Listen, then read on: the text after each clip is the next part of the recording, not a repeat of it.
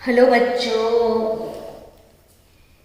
भाई कितने दिनों से राह देखते थे चैप्टर 3 खत्म हो जाए, चैप्टर 4 स्टार्ट हो जाए। अब हम आज चैप्टर 4 की शुरुआत करने वाले हैं। चैप्टर 4 तो नाम है इसका chemical bonding and molecular structure. Chapter number 4 chemical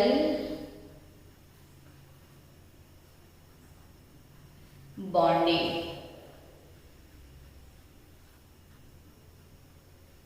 and molecular structure. बहुत कुछ इस चैप्टर में पढ़ना है, काफी इंपॉर्टेंट चैप्टर। आप सोचोगे आप तो हर एक चैप्टर में मैडम ऐसा ही बोलते हो, मोस्ट टाइम भी है, इम्पोर्टेंट है और ऐसा बोल बोल के सब प्रिपेयर करवा देते हो। तो एक्चुअली ऐसा है। पूरा 11th सोचो बच्चों, अगर आप स्टैंडर्ड 1 नहीं पढ़ोगे, सीधा फर्स्ट और सेकेंड स्टैंडर्ड बिना पढ़े थर्ड स्टैंडर्ड में एंट्री ले लो तो कैसा हो जाए। 11th में ऐसा ही है कि 11th पूरा अच्छे से पढ़ोगे ना तो 12th चॉकलेटी हो जाता है।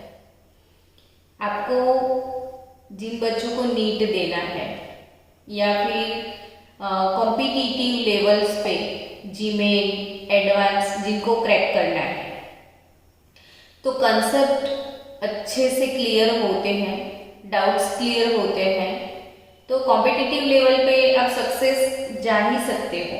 तो इसीलिए मैं बोलती हूँ ना हर एक चैप्टर में कि भाई ये आईएमपी है, अच्छा है, कंसेप्चुअली पढ़ोगे तो केमिस्ट्री में जो लेवल ऑफ इंटरेस्ट होगा ना वो क्रिएट होगा।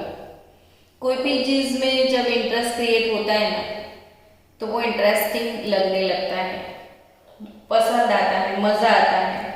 और जब तक इंटरेस्ट नहीं आता है तब तक बोरिंग लगता है, फिर कुछ भी अच्छा नहीं लगता। तो इन चीज़ों को, इन वीडियो को आप बार बार देखो, फिर भी समझ में नहीं आता, कोई चीज़ मिसिंग होती है तो घर पे आके मिल लो ताकि आपका कंसेप्ट क्लियर हो जाए। सो कोई भी डाउट है तो घर पे आके मिल लेना ताकि डाउट्स क्लियर हो जाएंगे आपके। आज जनरल इंट्रोडक्शन पढ़ेंगे केमिकल बॉन्डिंग की। जनरल इंट्रोडक्शन की बात की जाए तो उसमें आज बात करेंगे सबसे पहले मॉलिक्यूल्स एंड केमिकल बॉन्ड की बात करेंगे। सबसे पहले बात करें ना तो एटम्स की। आपको पता है कि कोई एलिमेंट है, सपोज ये कॉपर एलिमेंट है, तो अगर ये कॉपर का वायर है ना या कॉपर का पतला सा शीट है तो वो किस चीज से बना होता है, तो उसमें छोटे छोटे छोटे छोटे छोटे कॉपर के बहुत सारे एटम्स होते हैं। यानी बहुत सारे इन्यूमरेबल कॉपर एटम्स मिलके ना एक पूरा कॉपर का शीट बना देते हैं या वायर बना देते हैं। यानी कोई भी एलिमेंट जो होता है, एलिमेंट, तो element is generally made up of small tiny only one type of atoms. तो कॉपर एलिमेंट में कॉपर के ही एटम्स होंगे, बाकी सबके एटम्स नहीं होंगे। लेकिन कई बार जैसे कॉपर एलिमेंट्स है तो हम तो बोल देते हैं कॉपर एटम्स, लेकिन ऑक्सीजन तो हम ऐसा लिखते हैं O2, हाइड्रोजन तो H2, chlorine Cl2, phosphorus P4, S8 ऐसे लिखते हैं। तो ऐसा क्यों लिखते हैं वो समझते हैं। तो एक्चुअली जो एटम्स है वो एटम्स आर यूजुअली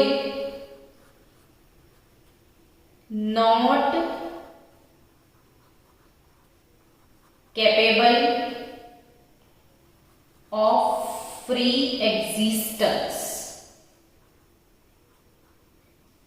क्या लिखा, मैं आराम से पढ़ाऊंगी, 2 लेक्चर 4 लेक्चर ज्यादा लेने पड़ेंगे तो लेंगे, लेकिन स्पीड में नहीं जाएंगे।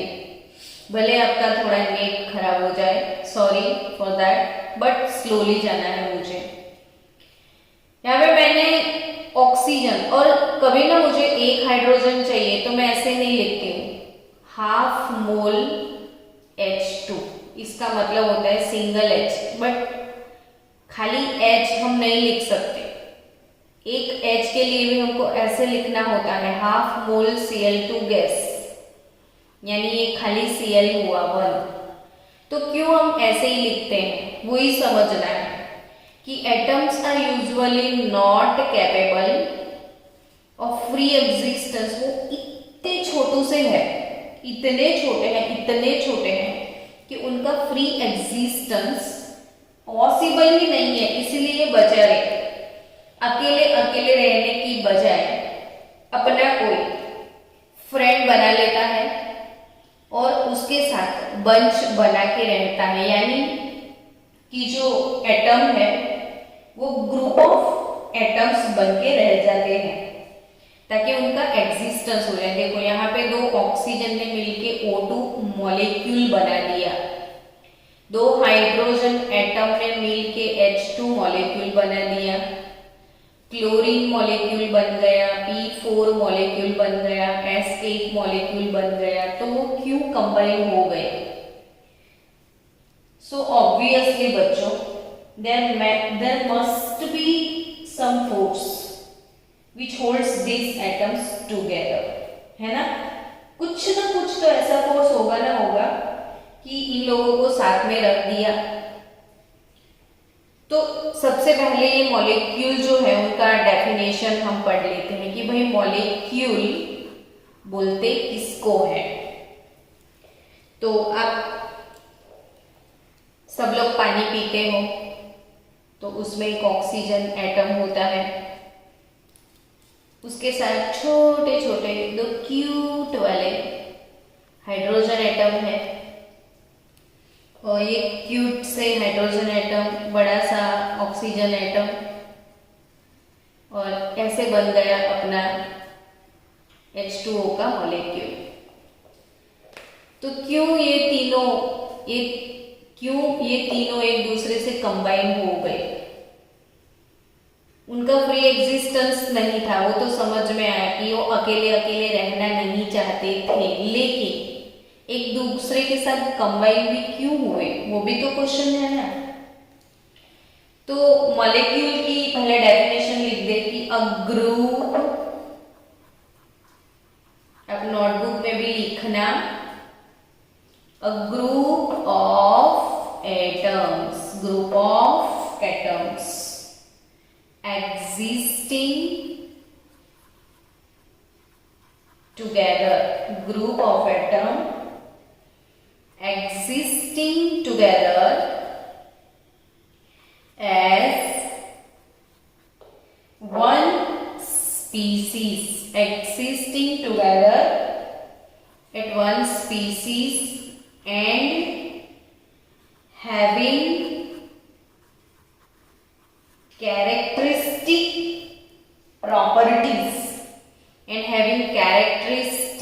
properties is called molecules। तो अच्छे से पहले नोटबुक में डेफिनेशन लिख दो आप कि अ ग्रुप ऑफ एटम, देखो ये ग्रुप ऑफ एटम है, C6H12O6, कितना बड़ा ग्रुप है। तो group of atom existing together as one species, ये एक स्पीसीज बन गया पूरा, और उसके खुद के अपने कैरेक्टरिस्टिक भी है, प्रॉपर्टीज भी है, तो इसको हमको बोलना है मॉलिक्यूल। अब ये क्यों एक दूसरे के साथ कंबाइन हुए, उन दोनों की मतलब ये सारे एटम्स को किसने पकड़ के रखा है, तो इसीलिए दिमाग में ऐसा फीलिंग आता है कि भाई obviously there must be some force which holds them together, है ना। और वो फोर्स जो इन सबको पकड़ के रखता है, वो फोर्स को हम बोलते हैं केमिकल बॉन्ड। केमिकल बॉन्ड की मैं बात करूं तो जनरली बॉन्ड यानी क्या, तो हमारे दिमाग में जैसे देखो सी और सी के बीच में ये डंडी हमने बनाया ना, तो इस डंडे को क्या बोलेंगे हम, केमिकल बॉन्ड। यानी ये डंडी हमारे दिमाग की वो पैदाइश क्या है कि बॉन्ड मतलब क्या है, तो ये डंडा है ना, तो ये डंडी केमिस्ट्री की लैंग्वेज में इसको बोलना है आपको फोर्स। कुछ ना कुछ ऐसा फोर्स है, अट्रैक्शन है जो दोनों को पकड़ के रखता है, इसको बॉन्ड बोलना है। तो पहले केमिकल बॉन्ड का भी डेफिनेशन आप लिख दो नोटबुक में कि भाई the force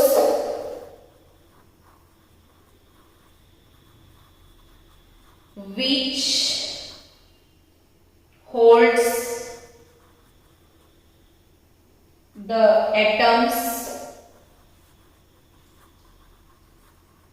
together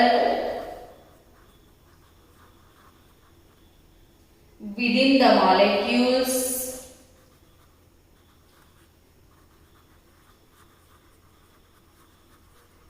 is called chemical bond।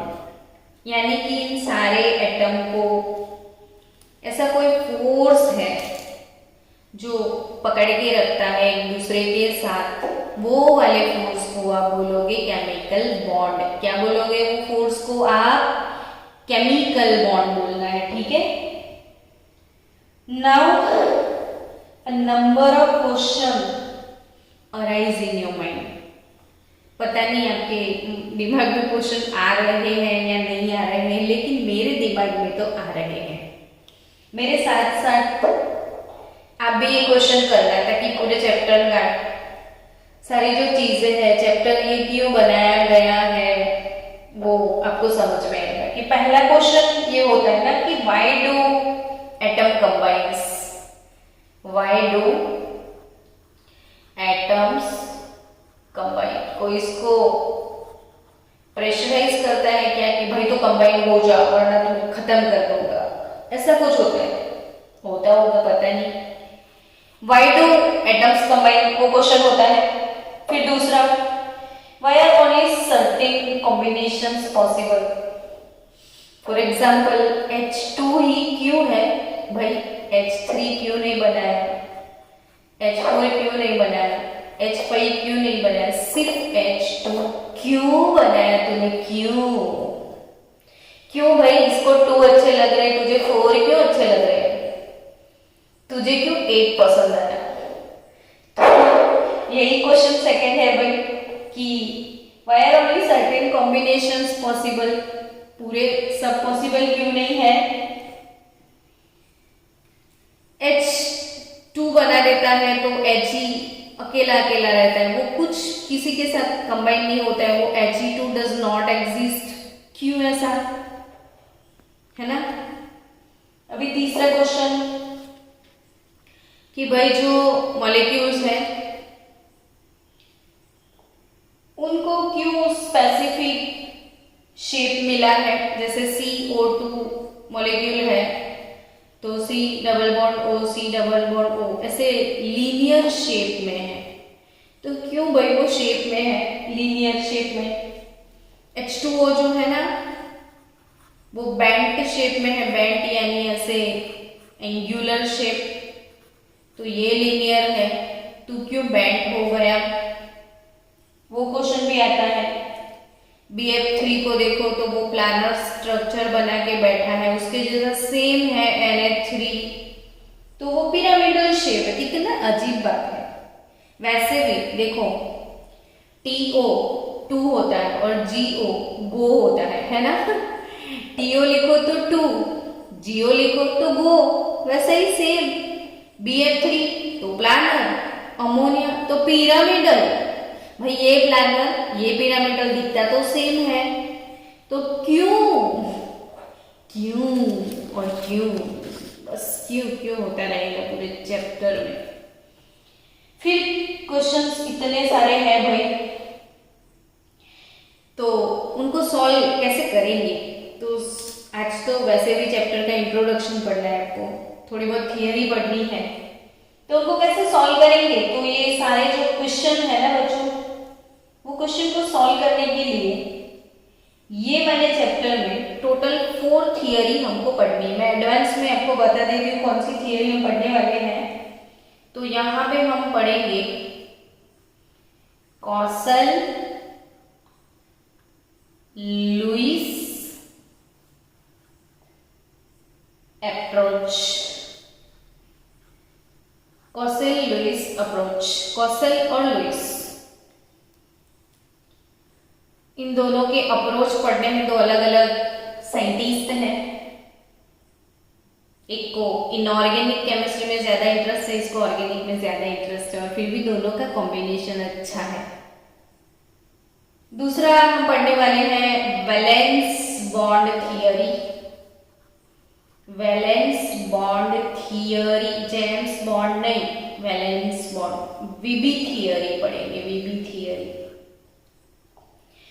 हाँ, वीबी के बाद हम मोटी पढ़ेंगे, एमओटी, वीबीटी, फिर पढ़ेंगे एमओटी। एमओटी यानी M for molecular orbital theory, यानी एमओटी। और फिर इसमें एक इंपॉर्टेंट और एक चीज पढ़नी है, VSEPR प्रिंसिपल। इसमें से 2 क्वेश्चन नीट में आने वाले हैं बच्चों। देयर आर 2 क्वेश्चन, 4 मार्क्स के 2 क्वेश्चन आपको नीट में पढ़ने हैं। VSEPR यानी V for valence shell, valence shell, E stand for electron, P यानी पैर, और R मतलब रिपल्शन। ये फुल फॉर्म याद कर लेना कि VSEPR प्रिंसिपल मतलब क्या, तो valence shell electron pair repulsion principal. तो ये जो क्यों वाले जो क्वेश्चंस थे हमारे, वो सारे क्वेश्चन के आंसर्स इतने लोग मिलके आपको देने वाले हैं कि Kossel uncle, Lewis uncle, valence bond theory, मोटी एमओटी थियरी, VSEPR प्रिंसिपल, ये सारे आपको एक्सप्लेन कर देंगे कि क्यों लीनियर है, ये क्यों पिरामिड है, ये क्यों He2 नहीं बनता है, क्यों H2 बनता है, वो सब। तो चलो शुरू कर देते हैं। सबसे पहला क्वेश्चन का आंसर देने के लिए चले। हमारा पहला क्वेश्चन था, व्हाई डू एटम्स कंबाइन, क्यों ऐसा होता है। मुझे एक अच्छा ऋतिक रोशन का सॉन्ग याद है, अगर आपको याद है तो, क्यों चलती है पवन, है ना। इसमें वो सारे क्यों क्यों क्यों, वैसे ही हमारे क्यों मिलते हैं एटम्स, क्यों होता है कॉम्बिनेशंस। तो भाई क्यों का आंसर देने के लिए a number of attempts were made, बहुत सारे साइंटिस्ट ने मिलकर इसको सॉल्व करने का ट्राई किया, लेकिन सारे साइंटिस्ट यहाँ पे सक्सेस नहीं हुए। पीरियोडिक टेबल कितने लोगों ने मिलकर बनाया था, लेकिन पूरा क्रेडिट कौन लेके गया, Mendeleev.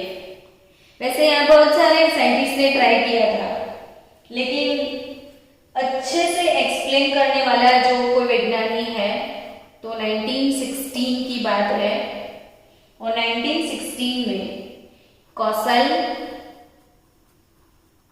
And Lewis, Kossel and Lewis succeeded independently in giving a satisfactory explanation independently। हाँ, ये दोनों ने मिलके नहीं, दोनों ने अपनी अपनी थियरी रिप्रेजेंट करी और सेटिस्फैक्टरी लेवल पे दोनों ने बहुत अच्छा एक्सप्लेन कर दिया। थियरी ऑफ वैलेंसी भी इसको बोलते हैं, इलेक्ट्रॉनिक थियरी ऑफ वैलेंसी, बात की जाए ना तो उनको इनऑर्गेनिक कंपाउंड ज्यादा अच्छे लगते थे और लुईस को ऑर्गेनिक ज्यादा अच्छे लगते थे। दोनों ने अपने अपने फील्ड में बहुत अच्छा टारगेट बनाया और हमको अच्छे से एक्सप्लेन कर दिया। चलो आज सबसे पहले हम पढ़ते हैं लुईस अप्रोच। क्या पढ़ते हैं? Lewis approach. तो लुईस अंकल का अप्रोच क्या है? नॉट कॉकरोच, हाँ, अप्रोच। लुईस अंकल का अप्रोच है कि भाई लुईस को पहले मन में एक डाउट हुआ था। लुईस अंकल ने क्या सोचा पता है? कि जो हीलियम,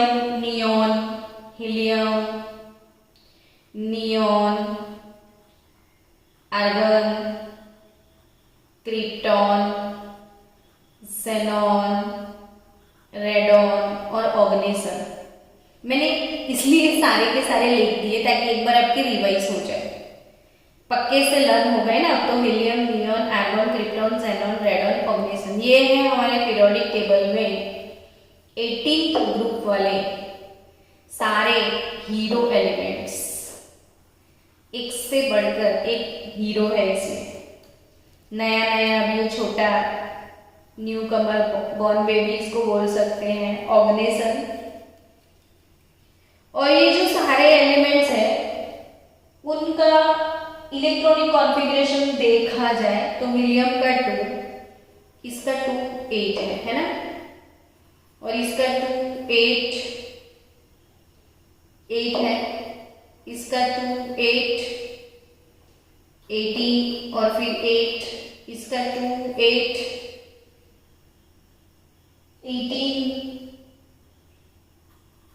18 और 8।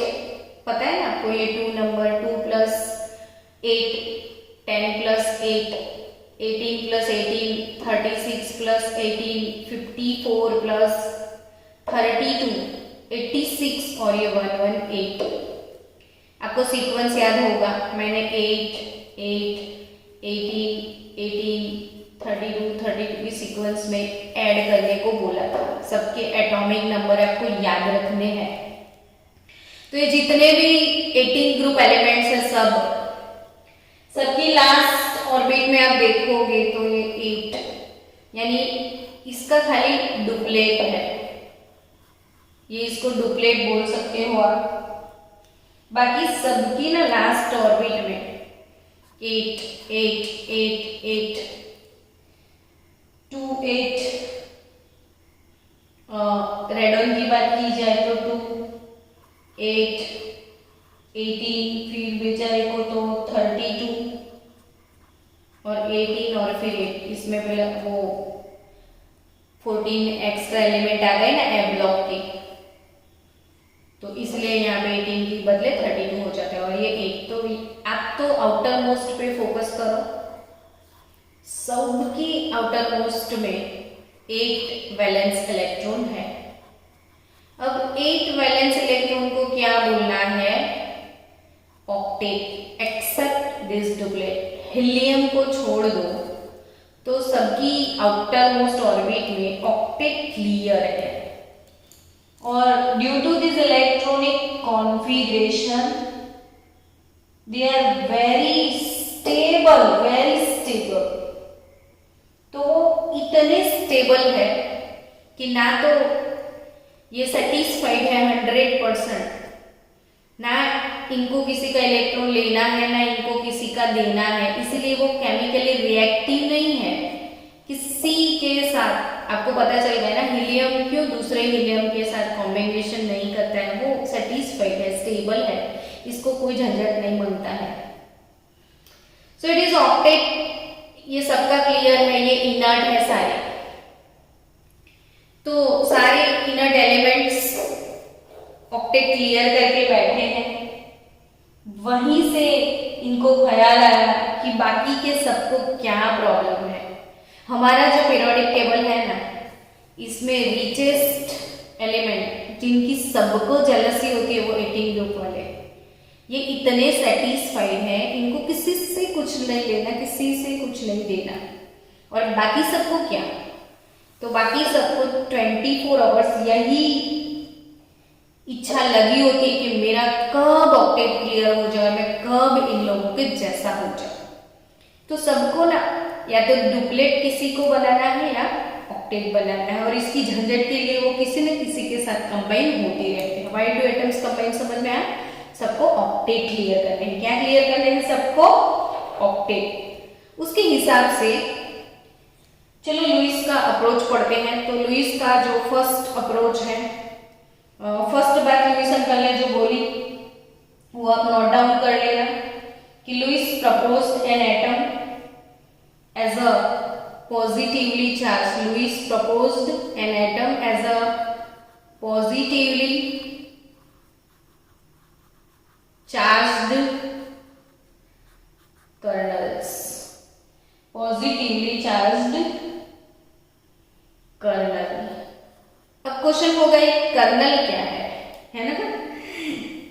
कर्नल मतलब देखो, जैसे सोडियम की बात करो ना, तो ये सोडियम का न्यूक्लियस, फिर उसका फर्स्ट ऑर्बिट, इसमें आपको 2 इलेक्ट्रॉन मिलेंगे।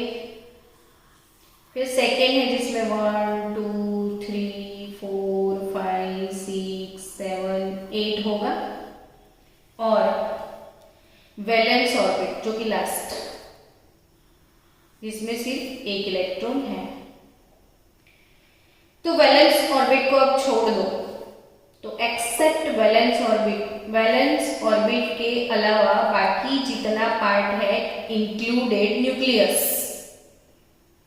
तो ये जो बीच वाला पार्ट है इसको कर्नल बोल दिया, पॉजिटिवली चार्ज कर्नल।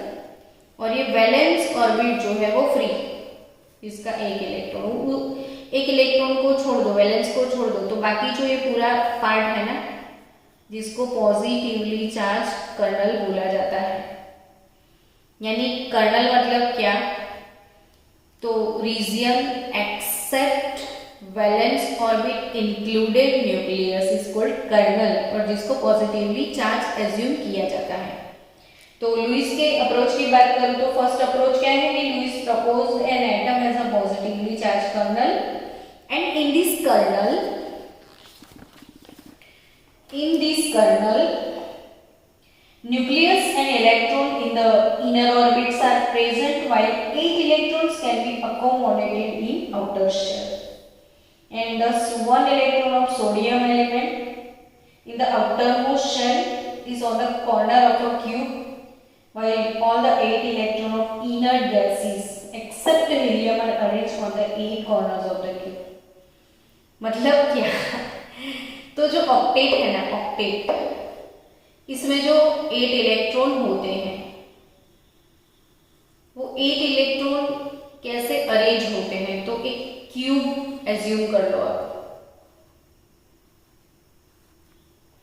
इस क्यूब को आप एज्यूम करोगे तो इसमें कितने कॉर्नर है? 8 कॉर्नर है ना, 1 2 3 4 5 6 7 8। तो जिनका ऑक्टेट क्लियर है वो 8 इलेक्ट्रॉन कैसे अरेंज होते हैं आउटर मोस्ट ऑर्बिट में? तो उनका जो अरेंजमेंट होता है वो क्यूब के 8 कॉर्नर पे होता है, जिनका ऑक्टेट क्लियर होता है। सोडियम की बात करो तो सोडियम का वैलेंस इलेक्ट्रॉन कितना था? 1 ही था ना, तो उसकी आउटर मोस्ट ऑर्बिट में सिर्फ 1 इलेक्ट्रॉन है, तो वो कैसे अरेंज होगा? तो क्यूब बना दो आप, और वो क्यूब के कोई एक कॉर्नर पे होगा, है ना, वो क्यूब के एक कॉर्नर पे होगा। मैं जो बोल रही हूँ वो सारी थियरी आपको टेक्स्ट बुक में मिल जाएगी। तो यहाँ पे जो ऑक्टेट है वो ऐसे क्यूब के एक कॉर्नर पे ऐसे अरेंज हुए होते हैं। सोडियम की वैलेंस ऑर्बिट में 1 ही इलेक्ट्रॉन है, तो वो ये क्यूब के कोई एक कॉर्नर पे होगा। Lewis approach number 2, first approach क्या बोला मैंने, फिर से ध्यान से सुनना कि Lewis proposed an atom as a positively charged kernel, and in this kernel nucleus and electrons in the inner orbits are present। जबकि 8 इलेक्ट्रॉन जो आउटरमोस्ट शेल में होते हैं वो कैसे होते हैं? तो वो क्यूब के एक कॉर्नर पे जैसे ऐसे शेप में अरेंज होते हैं, जैसे क्यूब शेप होता है, 8 कॉर्नर होते हैं, वैसे ये 8 इलेक्ट्रॉन अरेंज होते हैं। और अगर एक इलेक्ट्रॉन है तो क्यूब के किसी एक कॉर्नर पे होगा। Second thing for Lewis uncle, Lewis noted that, Lewis uncle ने क्या नोट डाउन किया कि भाई atoms are combined by a chemical bond and they attain stable electronic structure which is 8 electron। तो यही चीज लुईस अंकल ने बोली कि सबको क्यों कंबाइन होना है। जैसे Cl है तो Cl की आउटर मोस्ट शेल में 7 इलेक्ट्रॉन है। अब आपको ये चीजें पता होनी चाहिए ना कि इसकी आउटर मोस्ट शेल में कितने इलेक्ट्रॉन है। तो कैसे पता करोगे, तो पीरियोडिक टेबल बाकी है तो अभी भी लर्न कर लो। जो एलिमेंट जैसे बोरोन है तो वो 13 ग्रुप का है ना, तो उसकी आउटर मोस्ट ऑर्बिट में ऐसे 3 इलेक्ट्रॉन होते हैं। हाइड्रोजन इसकी आउटर मोस्ट में 1, हीलियम इसकी आउटर मोस्ट ऑर्बिट में 2 इलेक्ट्रॉन, फ्लोरीन तो कौन से ग्रुप का है वो सोचो, तो हेलोजन 17 ग्रुप, तो उसके लास्ट वैलेंस इलेक्ट्रॉन 7 होंगे। सल्फर OS से TO यानी 16 ग्रुप, तो 16 ग्रुप वाले एटम की लास्ट ऑर्बिट में 6 इलेक्ट्रॉन होते हैं। नाइट्रोजन 15 वाला ग्रुप, तो उसकी वैलेंस ऑर्बिट में 5 इलेक्ट्रॉन होंगे। ऑक्सीजन 16 नंबर का ग्रुप, तो वैलेंस ऑर्बिट में 6 इलेक्ट्रॉन होते हैं, है ना। तो बच्चों कि भाई ये जो एटम्स हैं उनकी वैलेंस ऑर्बिट में जितने इलेक्ट्रॉन्स होते हैं उनको ऐसे डॉट बना के रिप्रेजेंट करने का आइडिया जो है वो लुईस अंकल ने दिया था। इसीलिए ये जो सिंबल मैंने बनाए हैं उसको लुईस डॉट रिप्रेजेंटेशन ऐसा बोलते हैं। इसको क्या बोलते हैं, ये वाले सिंबल को लुईस डॉट रिप्रेजेंटेशन। तो ये है लुईस डॉट रिप्रेजेंटेशन। तो लुईस अंकल ने यही चीज बताई कि सबको ना अपना ऑक्टेट क्लियर करना है। इसीलिए देखो क्लोरीन है तो जब उसकी लास्ट ऑर्बिट में 7 है, इसको ऑक्टेट करने की बहुत इच्छा है, काश कोई आके मुझे एक इलेक्ट्रॉन देके जाए। तो बाजू में दूसरा क्लोरीन भी है, उसको भी 7 है, उसको भी एक की जरूरत है, तो क्यों ना भाई कंबाइन हुआ जाए। देखो ये पार्टनरशिप वाला बिजनेस स्टार्ट कर लिया, मेरा तू यूज कर लेना, तेरा मैं यूज कर लूंगी, है ना। और ये शेयरिंग कर लिया तो एक फोर्स आ गया, कोवेलेंट बॉन्ड बन गया। तो ये जो बॉन्ड बनते हैं, ये एटम जो कंबाइन होते हैं, इसके पीछे इन सबको अपना ऑक्टेट क्लियर करना है। वैसा किसने सजेस्ट किया, लुईस अंकल ने। तो Lewis noted that when atoms are combined by a chemical bond they attain a stable structure of 8 electron. Sodium और क्लोरीन की बात करो, चलो सोडियम और क्लोरीन, ये तो आप पक चुके होंगे ना सुन के, अब तो अच्छे से समझ में आ गया होगा कि ये इसका इलेक्ट्रॉनिक कॉन्फ़िगरेशन 287, इसका 281। सोडियम को भाई ऑक्टेट क्लियर करना है तो एक लूज करना है। इसको कैसा है, काश मेरा आके कोई एक इलेक्ट्रॉन ले जाए। इसको कैसा है, काश मुझे कोई दे जाए। तो यहाँ पे इलेक्ट्रॉन ट्रांसफर हो गया। देखो सोडियम बोलता है मैं लूज कर लूंगा, क्लोरीन बोलता है मैं गेन कर लूंगा। कितना क्यूट रिलेशन है ना।